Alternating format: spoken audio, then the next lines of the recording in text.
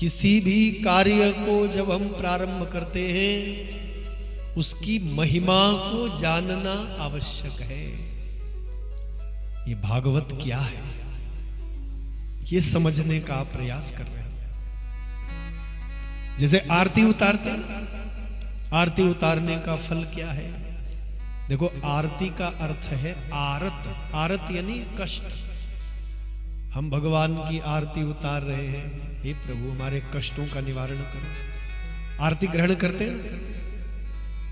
आरार्तिक्याम सन्मुखम दृष्ट्वा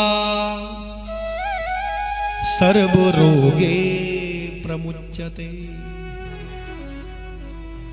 सर्वरोगे प्रमुच्यते, सारे रोग नष्ट होते हैं यदि आरती का दर्शन कर लिया। ये हम नहीं कह रहे हैं, ये शास्त्र कह रहे हैं। आरार्तिक्याम सन्मुखम दृष्ट्वा सर्वरोगे प्रमुच्यते, सारे रोग नष्ट होते हैं। ये आरती का फल है, इसलिए आरती का दर्शन अवश्य करें। करते ना आरती, ठाकुर जी की आरती उतार रहे हैं, हम दर्शन कर रहे हैं। हाँ, एक भाव यह है। दूसरा भाव यह भी है कि हमारी पूजा में कोई त्रुटि रह गई तो आरती अवश्य गानी चाहिए। बाबा माणिकनाथ जी का चरणों में जब हम जाना ना तो आरती जरूर उतारे बाबा की। घी का दिया आप लेके जाइए, आरती उतारिए। कोई त्रुटि हो गई हो, पूजा में कोई कमी रह गई हो तो कहते हैं आरती से सब पूर्ण होती है। ये भाव है। और दूसरा, आरती ग्रहण करते हैं उससे रोग मुक्त होते हैं, जीवन में आनंद की प्राप्ति होती है। प्रसाद ग्रहण करते हैं, समझिए प्रसाद क्यों ग्रहण करना चाहिए। प्रसादे सर्व दुखानां हानिरस्योपजायते। प्रसन्न चेतसो ह्यासो बुद्धि पर्यवतिष्ठति। बुद्धि पर्यवतिष्ठति। प्रसन्न चेतसो ह्यासो बुद्धि पर्यवतिष्ठति। प्रसन्न चेतसो ह्यासो, प्रसन्नता आती है। प्रसादे सर्व दुखानां, जितने दुख हैं उनसे निवृत्त होती है, निवृत्ति होती है। वह दुख दूर भागते हैं जीवन में यदि प्रसाद आ गया। तो जब भी आप प्रसाद ग्रहण करते हैं तो प्रसाद का अर्थ है प्रसन्नता। हमारे जीवन में प्रसन्नता है। प्रसादे सर्व दुखानां हानिरस्योपजायते, सब दुख दूर भागे और प्रसन्नता आए, ये भाव है प्रसाद का। तो जो भी कर्म हम करते हैं उसको अवश्य समझिए। पूजा करते हैं, देखो मानसिक पूजा का बड़ा महत्व है जी। कई लोग शरीर से बैठे रहते हैं लेकिन मन नहीं रहता है। बतेरा बैठे छन कथा मां पर पता नहीं टेरी कत्यु को मन जुड़ जाए।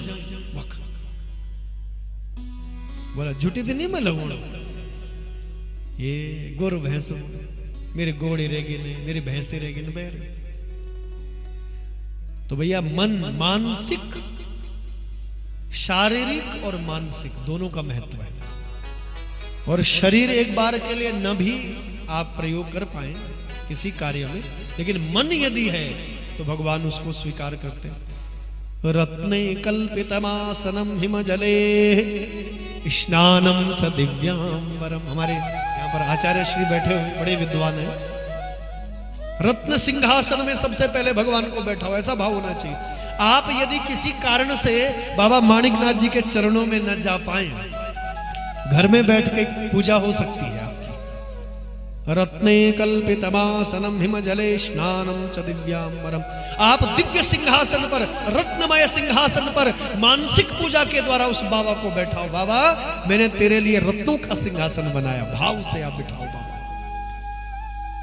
और उसके बाद जो है गंगा जल आप हिमालय से ला रहे हैं, हिमजल ला रहे हैं, गंगा जल ला रहे हैं, उससे बाबा का स्नान कर रहे हैं।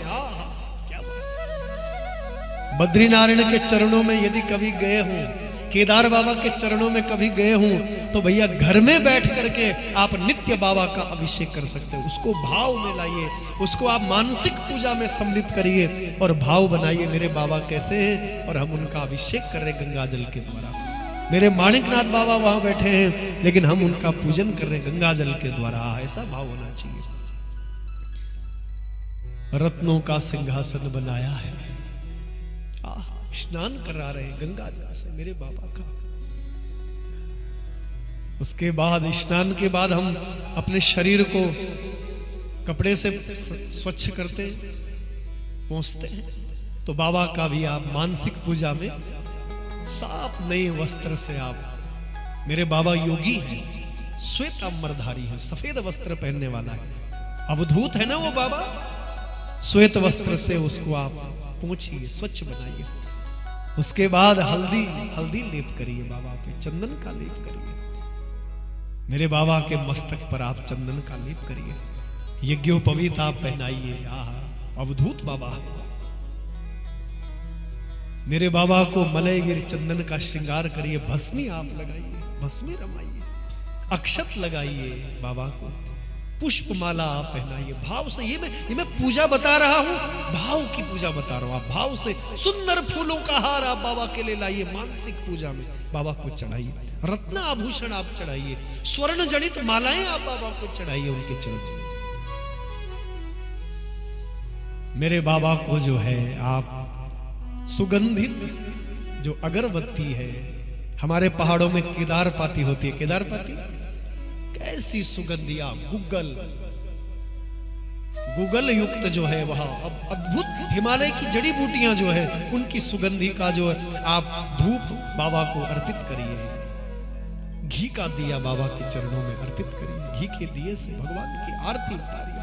और आरती की चर्चा मैंने की, आप आरती क्यों उतारे, कोई त्रुटि रह गई हो मुझसे क्षमा करिए। और फिर बाबा को आप भोग लगाइए। बाबा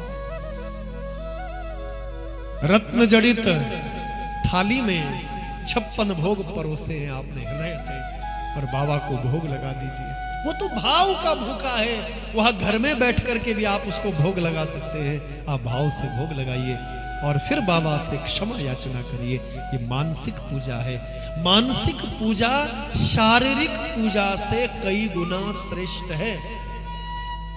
आप शरीर से पूजा कर रहे हैं और मन है ही नहीं, तो सब व्यर्थ है, सब बेकार है। और आपका पूजा में शरीर नहीं है लेकिन मन है, संपूर्ण फल की प्राप्ति है। इसलिए मन की प्रधानता है, इस तन की प्रधानता नहीं है जी। कई जगह मैंने पूजा में देखा है, गुरुजी मंत्र जो है, आचार्य जी मंत्र जो है अक्षत का बोल रहे हैं, वैदिक मंत्र, और वहां फूल चढ़ाए जा रहे हैं। कई जगह मैंने देखा मंत्र चंदन का कह रहे हैं, वहां जो है लेची दाना चढ़ा रहे हैं। गुरुजी कुछ और कह रहे हैं और वहां पूजा कुछ और चल रही है। तो भैया शारीरिक पूजा करते हैं अवश्य करिए, लेकिन मन भी पूजा में होना चाहिए। और मानसिक पूजा का यह फल है कि जितने समय आप मन से पूजा कर रहे हैं, आपका मन परमात्मा से जुड़ा हुआ है। जितने समय भगवान को याद करेंगे ना मन से, माणिकनाथ बाबा को याद करेंगे तो मन वही है, बाबा से हृदय आपका, मन आपका जुड़ा हुआ है। तो पूजा, मानसिक पूजा आप नित्य बाबा माणिकनाथ जी का करिए, मेरे केदार बाबा बद्रीनारायण जी का आप नित्य मानसिक पूजन करिए। तो महिमा की चर्चा है, महत्व की बात है, महत्व जरूर समझिए, महिमा अवश्य समझिए।